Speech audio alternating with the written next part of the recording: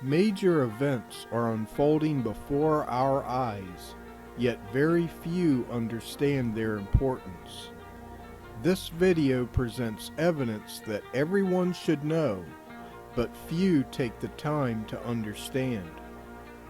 The struggle over the land of Israel has been going on for thousands of years. However, specific events are taking place in modern-day history that have never happened before.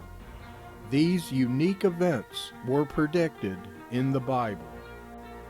In this video, facts have been carefully selected, which meet certain criteria. I will present only literal prophecies that are being fulfilled by major historic events. There are no other religious texts that have similar examples. In each instance, I will use an English translation that is the most faithful to the original languages of the Bible. The facts presented in this video are undeniable, yet the majority of people have not taken time to hear them, even those who attend church. In any court of law, the jury is instructed to hear all of the evidence before making a final judgment. You will be the only jury. After watching this presentation, ask yourself this question: are the fulfillment of these prophecies evidence of a real God who knows the future? About 2,500 years ago, the prophet Ezekiel had a vision of the Temple Mount. In this vision, the east gate into the old city was sealed because it was reserved for the prince. About 2,000 years later, a Muslim leader walled up this gate with blocks and mortar. This same gate has remained sealed for almost 500 years. In Ezekiel chapter 44 we read, "Then he brought me back to the outer gate of the sanctuary, which faces east, and it was shut. The Lord said to me, This gate shall remain shut, it shall not be opened, and no one shall enter by it. For the Lord, the God of Israel, has entered by it. Therefore it shall remain shut." In the Hebrew, the word translated sanctuary means holy place. Without question, the Jewish holy place is the Temple Mount in Jerusalem. Ezekiel predicted that the east gate outside of this area would be sealed and remain sealed. This gate is called the Mercy Gate or the Golden Gate. If you travel to Israel today, you can witness with your own eyes that the east gate is now sealed, as Ezekiel predicted. The Mercy Gate was sealed about 2,000 years after Ezekiel wrote these words. Arabs under the direction of Sultan Suleiman walled up the east gate with blocks and mortar. Since that time, the Gate of Mercy has never been opened. It has remained sealed for about 500 years, despite various wars and occupations by many nations. As we continue to read Ezekiel's prophecy, we discover the reason that God wanted the east gate to be sealed. He wrote, "It is for the prince. He shall sit in it to eat bread before the Lord. He shall enter by the way of the porch of that gate, and shall go out by the way of the same." This scripture teaches that the east gate would be shut and never opened, except for the prince. The prince is obviously the Messiah, for he is the Prince of Peace. Ezekiel wrote this prophecy in the 6th century BC. About 600 years later, Jesus entered Jerusalem through the Gate of Mercy, riding on the back of a donkey. Scholars have arrived at this conclusion based on Luke's account. Furthermore, since Mount Calvary is located outside of the Gate of Mercy, Jesus was taken out to be crucified through this gate. Thus the prince had entered by the porch of that gate, and went out by the way of the same, as Ezekiel predicted. As stated, the east gate outside of the Temple Mount was sealed by Sultan Suleiman. Sultan Suleiman the Magnificent was the leader of the Ottoman Empire and a member of the Muslim religion. Muslims obviously have no desire to convert anyone to Judaism. Yet a Muslim fulfilled a Jewish prophecy. In fact, because Jewish tradition teaches that the Messiah will enter this gate when he comes, it appears Sultan Suleiman sealed the Gate of Mercy to stop the Jewish Messiah from entering the city. From Jerusalem within the walls we read, "The Golden Gate, also facing east, is called in Hebrew and Arabic the Gate of Mercy. According to Jewish tradition, this is the gate through which the Messiah will enter Jerusalem. To prevent the Messiah's entry, the Arabs sealed the gate several centuries ago." When Sultan Suleiman sealed the Gate of Mercy, he unwittingly fulfilled a Jewish prophecy. An attempt to disprove a Jewish prophecy fulfilled another one instead. Before anyone discounts the Bible as the Word of God, they should consider these facts. In the 6th century BC, Ezekiel predicted that the east gate of the Temple Mount would be sealed. In the 16th century AD, Sultan Suleiman sealed the east gate with blocks and mortar. This gate has remained sealed for about 500 years. How is it possible that Ezekiel foresaw the future 2,000 years before it occurred?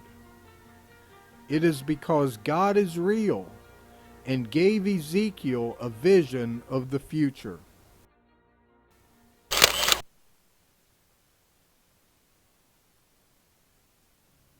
Dozens of scriptures predict the Jewish people will return from the entire world to their ancient homeland.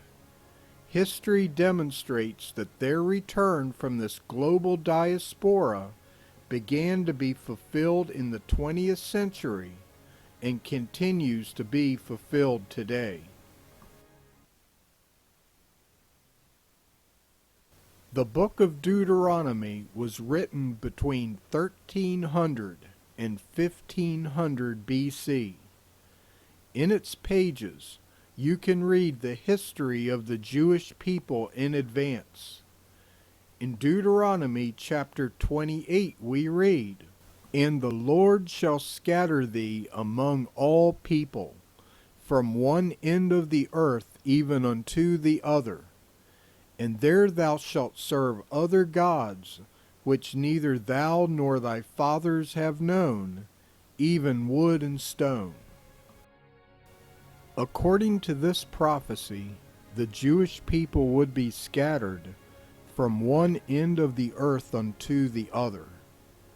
About 1,500 years after these words were written, the Romans destroyed Jerusalem in 70 AD. This began the second Jewish exile. Hundreds of years later, this dispersion took them from one end of the earth unto the other, as Moses predicted. And Moses also predicted their return from this global exile. In Deuteronomy chapter 30 we read, "That then the Lord thy God will turn thy captivity, and have compassion upon thee, and will return and gather thee from all the nations, whither the Lord thy God hath scattered thee. If any of thine be driven out unto the outmost parts of heaven, from thence will the Lord thy God gather thee, and from thence will he fetch thee. And the Lord thy God will bring thee into the land which thy fathers possessed, and thou shalt possess it, and he will do thee good, and multiply thee above thy fathers.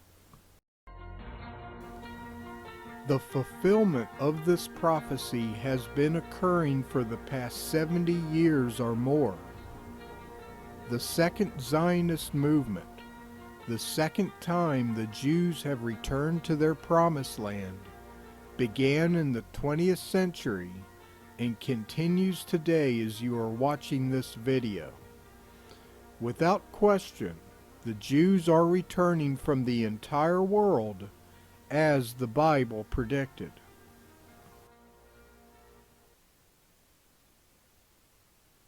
The prophet Isaiah made an amazing prediction about the history of the Jewish people.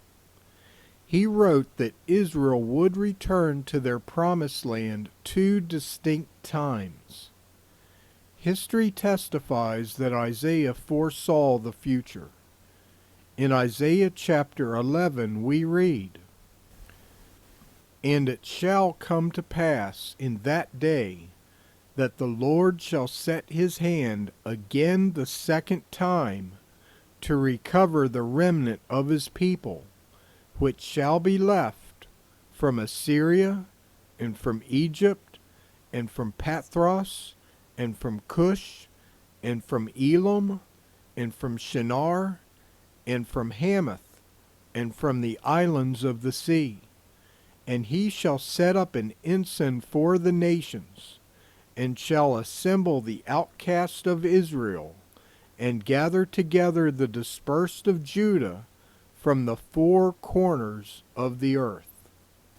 This scripture plainly teaches that the remnant of Israel would return to their homeland again the second time. Any encyclopedia will verify the historic reality of Isaiah's words. Jews were exiled from their homeland twice, and they have returned twice. The first return of the Jewish people to their homeland began about 70 years after Isaiah was written. The Encyclopedia Americana calls their return from the Babylonian captivity the First Zionist Movement. We read, "When Cyrus the Great, founder of the Persian Empire, captured Babylonia, 538 BC, he permitted the captive people to return to their homelands and rebuild their temples. With that act began the first Zionist movement in Jewish history." Of course, Zionism is a well-known term for the right of return of the Jewish people to the land also called Palestine. Yet Isaiah wrote that his people would return to this land a second time, and from the 4 corners of the earth.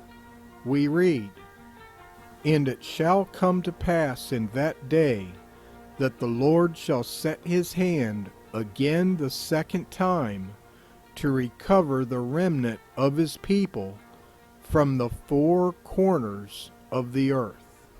The Encyclopedia Americana again verifies Isaiah's words.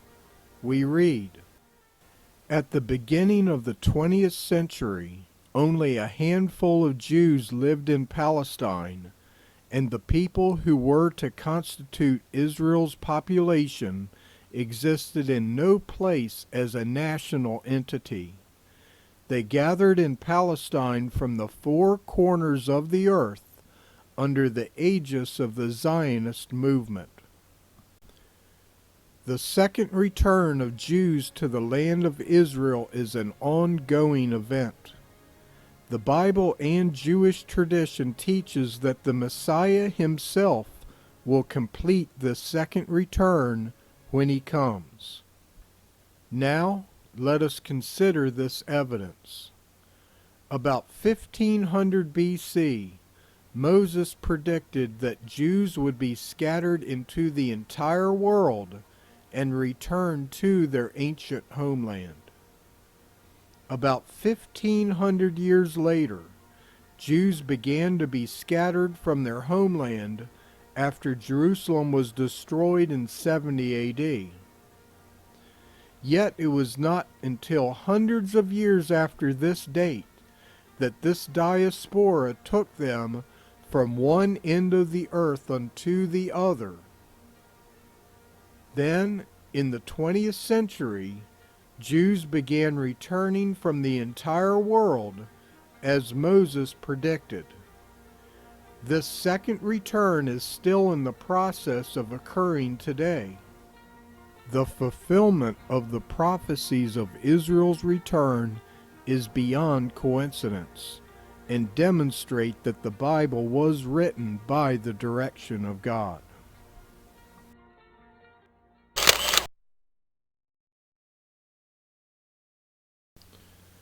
One of the main issues of the Arab-Israeli peace process is the proposed division of Jerusalem. This issue has been a major stalemate in any lasting peace in the Middle East. Many believe the same dispute exists today over Jerusalem as in ancient times. This is an inaccurate observation. While it is true that Jews and Arabs have always disputed ownership of the land, there has never been an attempt to divide the city of Jerusalem until recent history. Therefore, the modern dispute over this city is unique. The Romans destroyed the city of Jerusalem in 70 AD, which began the Second Diaspora. For about 1900 years, Jews did not possess any part of Jerusalem. Instead, the Romans, Ottomans, and even the British Empire occupied this city. After Israel was established as a nation in 1948, however, Jerusalem became divided for the first time in history. Jews possessed West Jerusalem, and the Kingdom of Jordan East Jerusalem, the part of the city that contains the Temple Mount. Then, after the Six-Day War of 1967, Jews reclaimed the entire city of Jerusalem for the first time in nearly 2,000 years. However, it is the position of the United Nations that Israel withdraw from East Jerusalem, which would divide this city once again.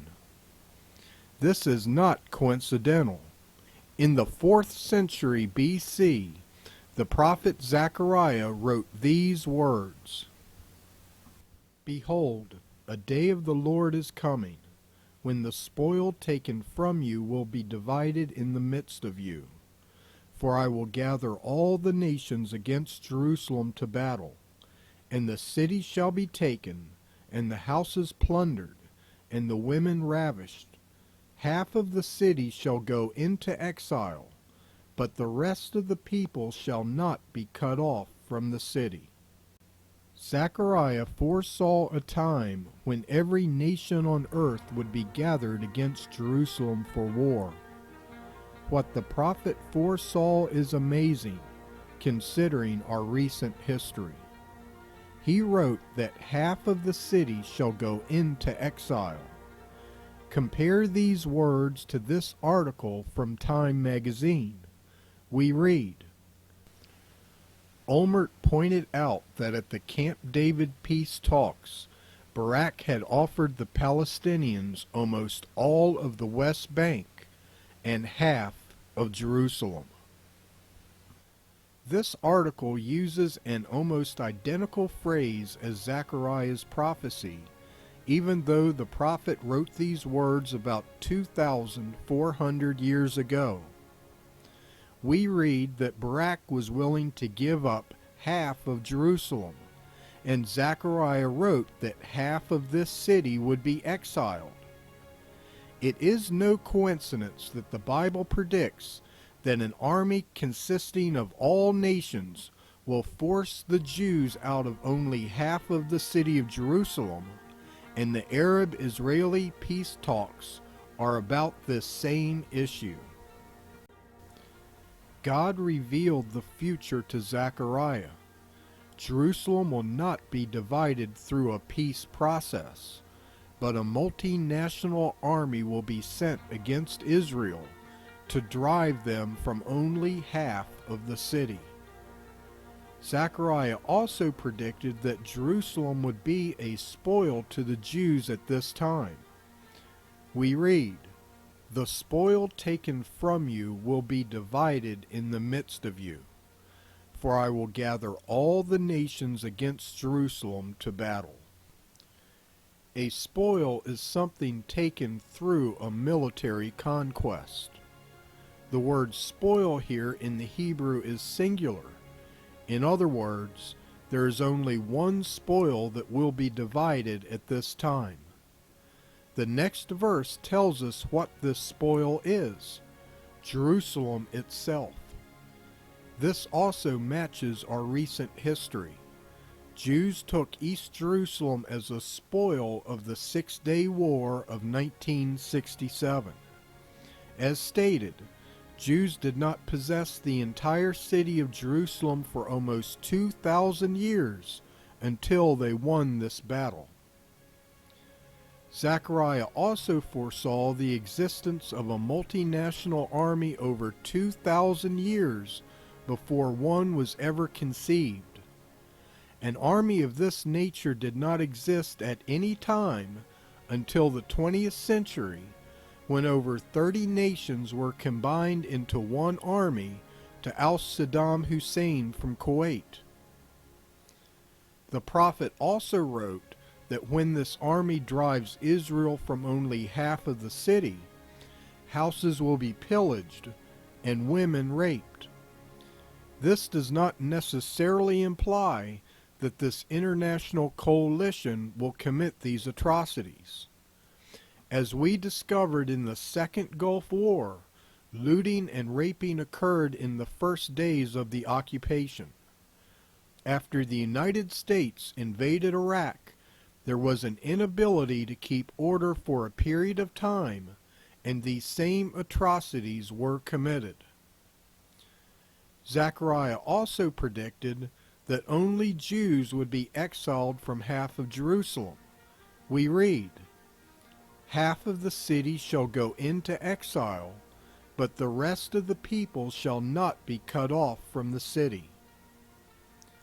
The prophets were Jewish, therefore the phrase "rest of the people" refers to Gentiles. Once again, this precisely matches our current history. The United Nations only wants Israel to leave East Jerusalem.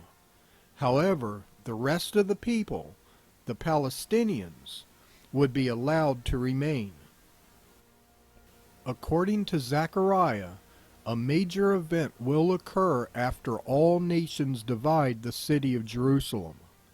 As we continue to read, we discover that God Himself will descend with His saints to defend the holy city.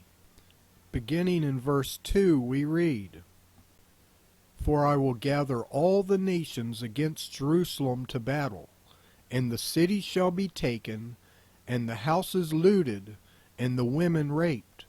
Half of the city shall go into exile, but the rest of the people shall not be cut off from the city.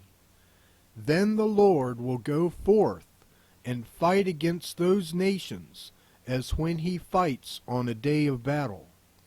On that day His feet shall stand on the Mount of Olives, which lies before Jerusalem on the east, and the Mount of Olives shall be split in two from east to west by a very wide valley, so that one half of the mount shall withdraw northward, and the other half southward. And you shall flee by the valley of the Lord's mountain, for the valley between the mountains shall reach Azal, and ye shall flee as you fled from the earthquake in the days of King Uzziah of Judah. Then the Lord my God will come, and all the holy ones with him. Take note, in verse 2 we read about the future division of Jerusalem, and then in the next verse we read, Then the Lord will go forth and fight against those nations. And we read, The Lord my God will come, and all the holy ones with him. These words are prophetic of the second coming of Christ, because he is God in human flesh, and he will descend from heaven to the Mount of Olives with his saints. Everyone should ask themselves this question. If the division of Jerusalem is being proposed today, how much longer until the Lord comes to rule the earth? The closer we are to the time when Jerusalem will be divided, the closer we are to the coming of the Lord. Without question, many have preached for centuries that the coming of the Lord is near. However, no other generation has seen the nations of the world propose that Jerusalem be divided. Today, we constantly hear news reports about the future division of Jerusalem. It is proposed that East Jerusalem would be the capital of a new Palestinian state. Yet Zechariah predicted that this division would occur through force, not through peace. The peace process will be derailed, and God himself will return to save Israel from this future occupation. Consider these facts. In the 4th century BC, Zechariah wrote that all nations would exile or expel Israel from only half of the city of Jerusalem. About 2,400 years later, Jerusalem was divided for the first time in 1948. About 20 years later, Jerusalem was reunited after the Six-Day War of 1967. After this, Jews owned the entire city of Jerusalem for the first time in nearly 2,000 years. And since that time, the nations of the world under the banner of the United Nations has called for Jerusalem to be divided once again. How do we explain the impending fulfillment of Zechariah's prophecy unless the Bible is the Word of God?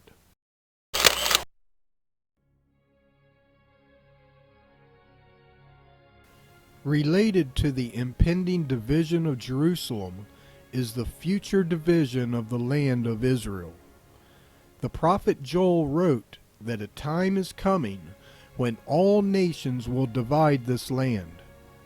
His prophecy exactly matches the current struggle over the land of Israel today. Yet, because many people have not studied biblical prophecy, they do not understand the significance of these news reports. In the 9th century BC, Joel wrote, For look, in those days and at that time I will return the exiles to Judah and Jerusalem. Then I will gather all the nations and bring them down to the valley of Jehoshaphat. I will enter into judgment against them there concerning my people Israel, who are my inheritance, whom they scattered among the nations. They partitioned my land. Several elements of Joel's prophecy have already been fulfilled. First of all, Joel wrote that Jews would be scattered among the nations. As Moses, Isaiah, and other prophets, the global dispersion of the Jewish people was accurately foretold. Joel also prophesied that his people would return to their homeland after this global exile. We read, "I will return the exiles of Judah and Jerusalem." However, other elements of Joel's prophecy have yet to be fulfilled. He wrote that all nations would be brought into the valley of Jehoshaphat to be judged. Of course, this has not yet occurred. And he also wrote that all nations partitioned my land. Joel foresaw a time when all nations will divide or partition the land of Israel. According to the Bible, this will occur through war, not peace, during the Great Tribulation. In the New Testament, Jesus predicted that Israel must flee from Judea during this time. In the book of Matthew we read, "So when you see the abomination of desolation spoken of by the prophet Daniel standing in the holy place, let the reader understand. Then let those who are in Judea flee to the mountains. Let the one who is on the housetop not go down to take what is in his house, and let the one who is in the field not turn back to take his cloak. And alas, for women who are pregnant and for those who are nursing infants in those days. Pray that your flight may not be in the winter or on a Sabbath. For then there will be great tribulation, such as has not been from the beginning of the world until now, no, and never will be." Jesus said that Jews must flee from one specific region, Judea, when there will be great tribulation such as was not since the beginning of the world. Judea is called the West Bank today, and this region is exactly where the Palestinian state is being proposed. One major obstacle to the peace plan is the continued construction of Jewish neighborhoods in this region. From the International Middle East Media Center we read, Israeli Prime Minister Benjamin Netanyahu today rejected U.S. calls to freeze settlement construction in the West Bank and East Jerusalem. George Mitchell has found the Israeli-Palestine conflict a bit more difficult to resolve. He has been pressuring Israel to halt its construction of homes in the West Bank and East Jerusalem. But the statement today by the Israeli Prime Minister demonstrates Israel's refusal to cooperate with Mitchell's effort. Netanyahu said Israel will continue to build some 3,000 apartments already approved in West Bank settlements. About 500,000 Jews currently reside in the West Bank, which is ancient Judea, the same location that Jesus said Jews must flee from during the Great Tribulation. On almost a weekly basis, we hear news reports about the land of Israel being divided. In order to establish a Palestinian state, the area called the West Bank, ancient Judea, would be given to the Palestinian people. Even Israel's ally, the United States, has proposed this division.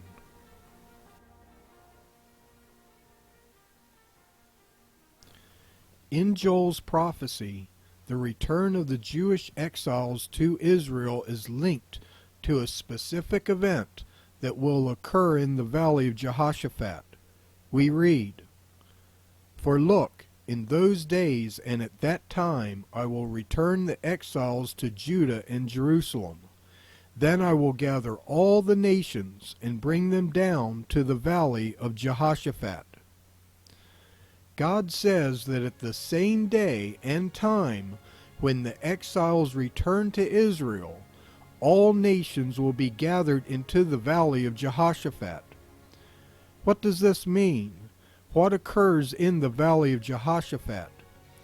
Joel continues to write about this event. "Let the heathen be wakened, and come up to the valley of Jehoshaphat, for there will I sit to judge all the heathen round about. The Bible says that God himself will sit in the valley of Jehoshaphat to judge all nations. When will this occur?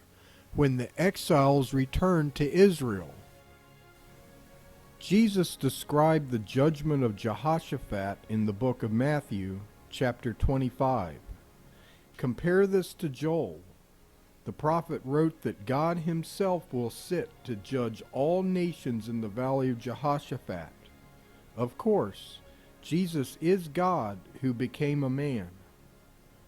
Without question, the book of Joel teaches that the judgment of Jehoshaphat will occur in the same day and time when the exiles of Israel return. Since the exiles are returning today, the judgment of Jehoshaphat cannot be far behind.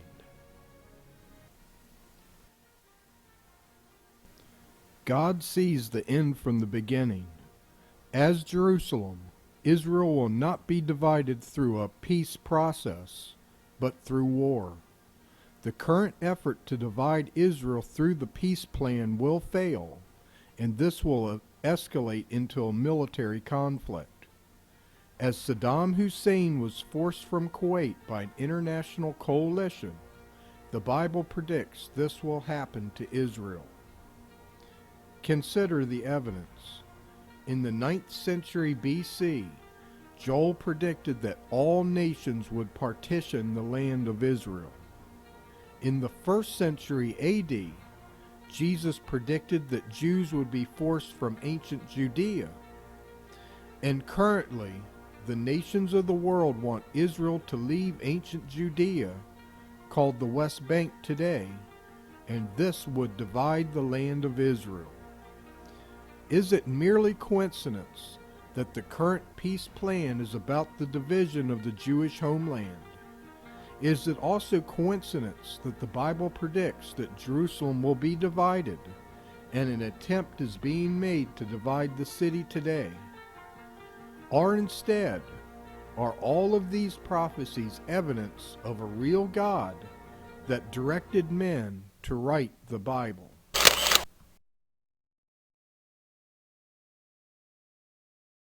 The prophet Ezekiel had a vision of the Temple Mount in the last days. In this vision, a waterway flowed out from Jerusalem that healed the Dead Sea. Within 50 years, the Dead Sea will become extinct unless a proposed canal is built that would link the Dead Sea to either the Red Sea or the Mediterranean Sea. And currently, Jordan and Israel have agreed to begin the construction of this canal. In the book of Ezekiel, the prophet begins by describing waters that will flow from under the Temple Mount into a river. We read, "Afterward he brought me again unto the door of the house, and behold, waters issued out from under the threshold of the house eastward, for the forefront of the house stood toward the east, and the waters came down from under the right side of the house, at the south side of the altar." The river in Ezekiel's vision was connected to the Jewish temple. The existence of an underground water system has been discovered underneath the Temple Mount. The prophet is told to wade in this river and describes different depths to this waterway. First it was ankle deep, then waist deep, and then waters to swim in.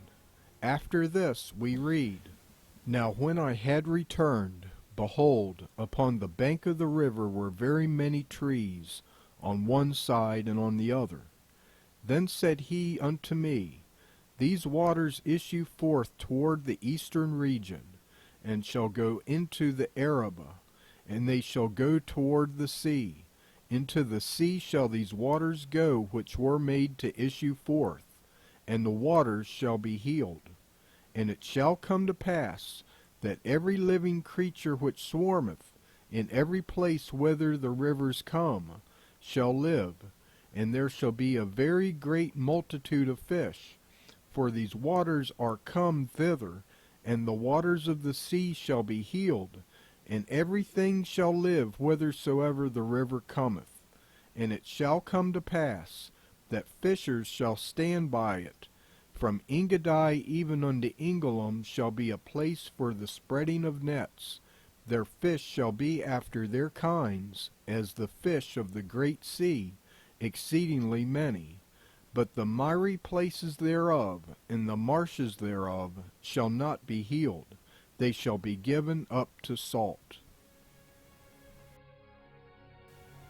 The river in Ezekiel's vision flowed into a sea, and fish from the great sea will be able to swim into this smaller sea.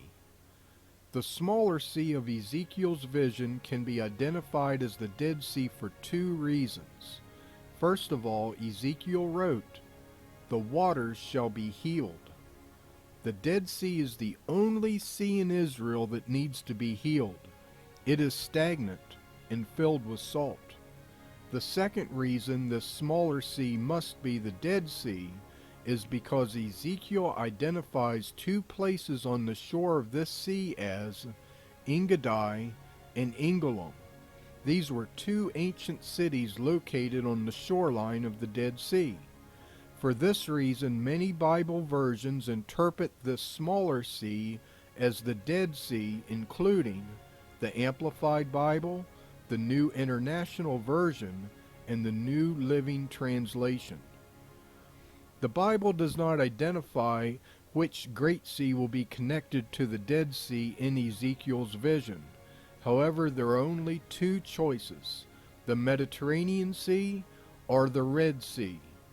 In the American Standard Version, we had read, "These waters issue forth toward the eastern region, and shall go down into the Arabah, and they shall go toward the sea.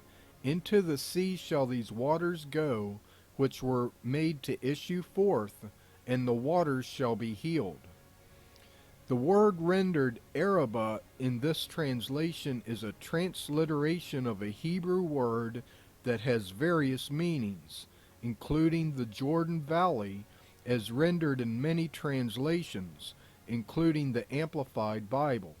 We read, "Then he said to me, These waters pour out toward the eastern region, and go into the Arabah, the Jordan Valley, and on into the Dead Sea. And when they shall enter the sea of putrid waters, the waters shall be healed and made fresh." If this Hebrew word does refer to the Jordan Valley, the Great Sea must be the Red Sea, because the Jordan Valley lies between the Dead and Red Seas. In this report from MSNBC News, we discover that engineers have proposed constructing a canal that would connect the Dead Sea to the Red Sea through the Jordan Valley, as rendered by the Amplified Bible. We read, "According to a Jordanian scientific study, groundwater supplies near the Dead Sea are deteriorating as the shoreline recedes. As the sea level drops, salty groundwater is pulled into the Dead Sea. This salt contamination further reduces the amount of fresh water supply in the Dead Sea region. So Jordanians are keen to see some sort of project to save the Dead Sea. They have been looking at a Red Dead route, pumping water from the Red Sea's Gulf of Aqaba up the coastal ridge and then downhill through the Jordan Rift Valley to the Dead Sea. That's a plunge of 533 vertical meters, and then downhill through the Jordan Rift Valley to the Dead Sea." Jordan has proposed the construction of the Red Sea-Dead Sea Canal. Jordan is predominantly a Muslim country. Why would Muslims want to fulfill a Jewish prophecy? Of course, they would not. Instead, this is a practical solution based on a current problem. This plan would not only heal the Dead Sea, but supply water to the entire region.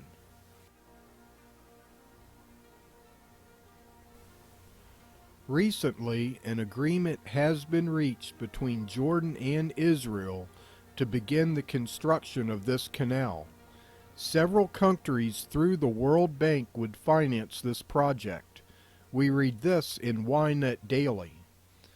Vice Premier Sylvian Shalom, who is on an official visit in Washington, met with World Bank President Robert Zoellick Friday and was assured of the World Bank's support of the Dead Sea Canal's Project Pilot Program.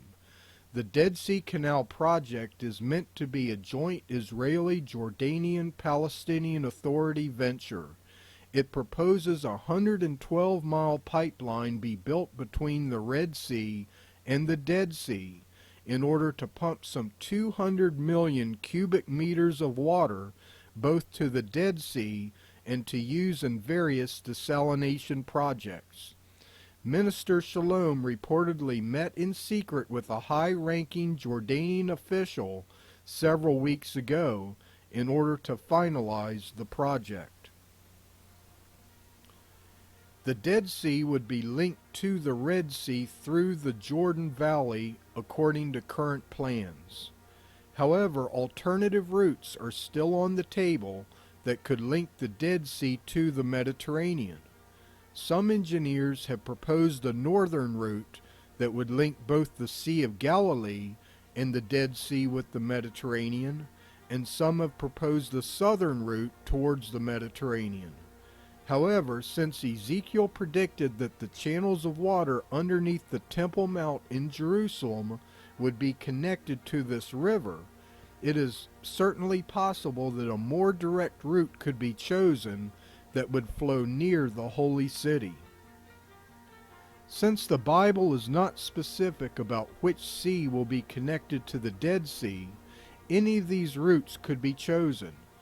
Nevertheless, the Dead Sea will become extinct in 50 years unless it is linked to one of these two great seas, and God gave Ezekiel a vision of the solution about 2,600 years ago.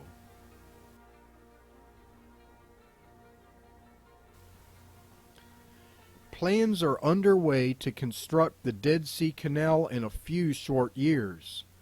It is possible that part of this canal could be constructed either before or during the time the Bible calls the Great Tribulation. However, the Bible is clear. Living waters will begin to flow out from Jerusalem after the Lord returns to rule the earth. In Zechariah chapter 14, there is a definite sequence of events. The prophet begins by predicting that all nations will divide Jerusalem, and then describes the coming of the Lord to the earth. After this, Zechariah wrote that living waters would flow out from Jerusalem. Beginning in verse 5, we read, "And you shall flee to the valley of those mountains, for the valley of the mountains shall be joined even to the next, and ye shall flee as you fled from the face of the earthquake in the days of Osias king of Judah. And the Lord my God shall come, and all the saints with him.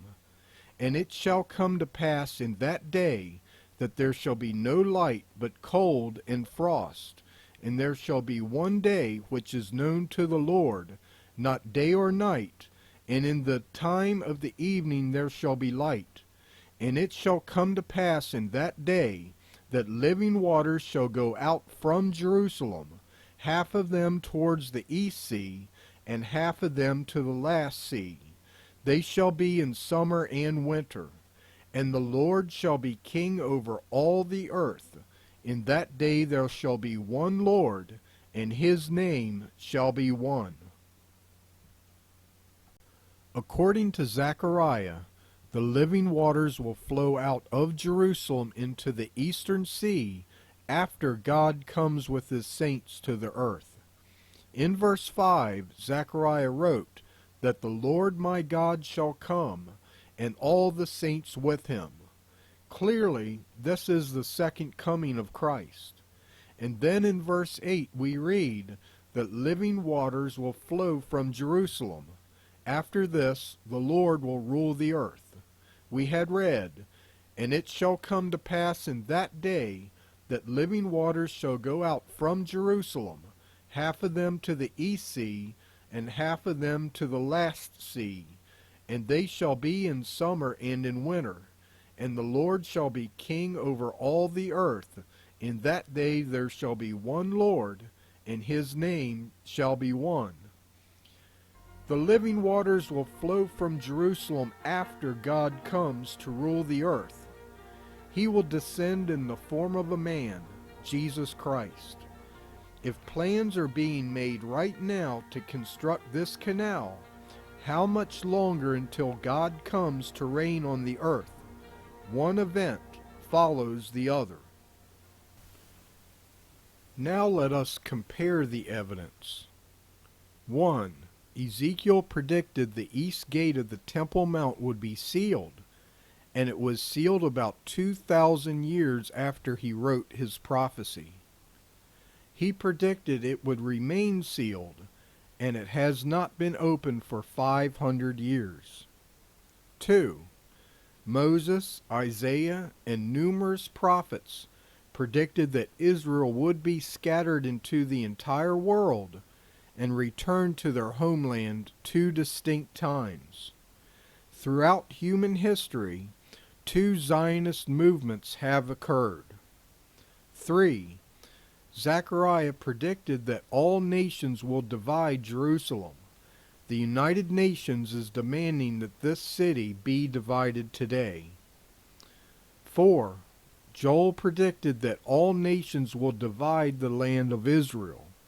The United Nations is demanding that this land be divided today and a Palestinian state be established in ancient Judea.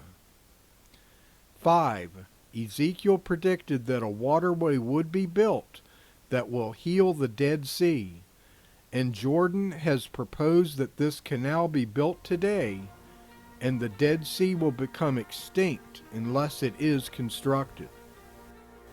Is it really plausible that all of these prophecies are being fulfilled merely by chance? Or is it more reasonable to conclude that God is real and the Bible was written by His direction?